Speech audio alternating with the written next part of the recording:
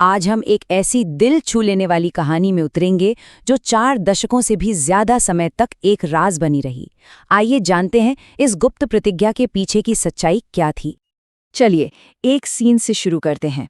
सोचिए, एक कोमल सी भेंट, एक बिल्कुल शांत सा रोज का अनुष्ठान और एक ऐसा प्यार जो पूरे 42 साल तक दुनिया की नजरों से छिपा रहा। सुनने में ये बहुत सरल लगता है ना? पर इसके पीछे एक गहरा रहस्य है। तो इस कहानी के जो मुख्य किरदार हैं वो हैं एक बुजुर्ग जिनका नाम है दास बाबू। उनका हर एक दिन एक बहुत ही शांत और भक्ति से भरे अनुष्ठान के साथ शुरू होता था। जरा उस माहौल के बारे में सोचिए। रोज सुबह वो दधी बामन यानी गोपाल की एक छोटी सी मूर्ति के सामने बैठते, कभी एक छोटी सी मिठाई चढ़ाते तो कभी सिर्फ एक फूल, और ये सब बड़े ही प्यार और कोमलता से होता था। उनकी आंखों में आंसू तो होते थे, पर वो सिर्फ भक्ति के नहीं थे, उनमें एक गहरा पिता वाला प्यार, एक वात्सल्य झलकता था। तो अब सवाल यही उठता है ना, कि आखिर 42 साल तक हर रोज बिना एक भी दिन चूके इस अनुष्ठान को करने के पीछे की वजह क्या थी? यही एक सवाल हमें इस कहानी के सबसे बड़े राज की तरफ ले जाता है। तो पूरे 42 सालों तक चली इस प्रतिज्ञा के पीछे की जो वजह थी, वो एक ऐसी स्वीकारोक्ति में छिपी थी जिसने वहां मौजूद हर किसी के लिए सब कुछ बदल कर रख दिया।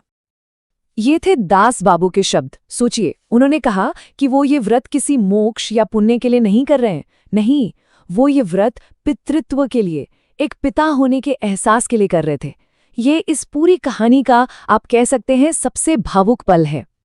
42 साल ये सिर्फ एक नंबर नहीं है। अगर हिसाब लगाएं तो ये 15,000 से भी ज्यादा दिन हैं।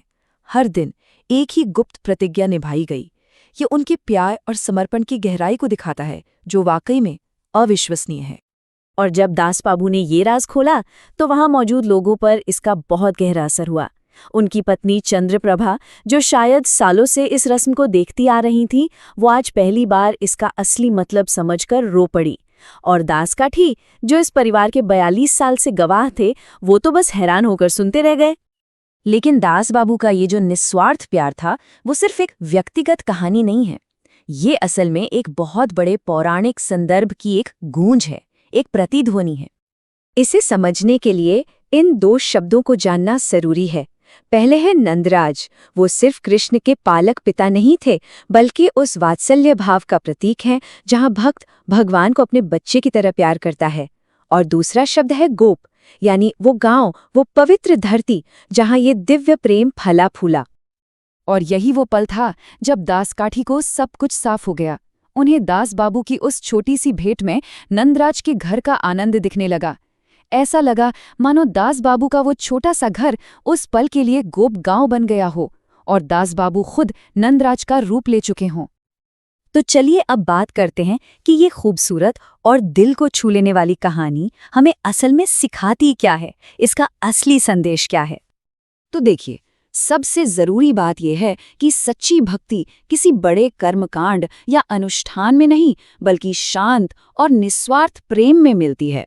ये कहानी हमें सिखाती है कि भक्ति का सबसे शुद्ध रूप शायद वही है जब हम ईश्वर को अपने सबसे करीबी रिश्ते में देखने लगते हैं, बिल्कुल वैसे ही जैसे एक पिता अपने बच्चे में देखता है।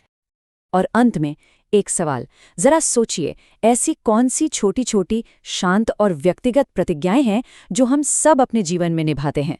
वो वादे जो शायद दुनिया को कभी न दिखें, लेकिन हमारे जीवन को असली मायने वही देते हैं।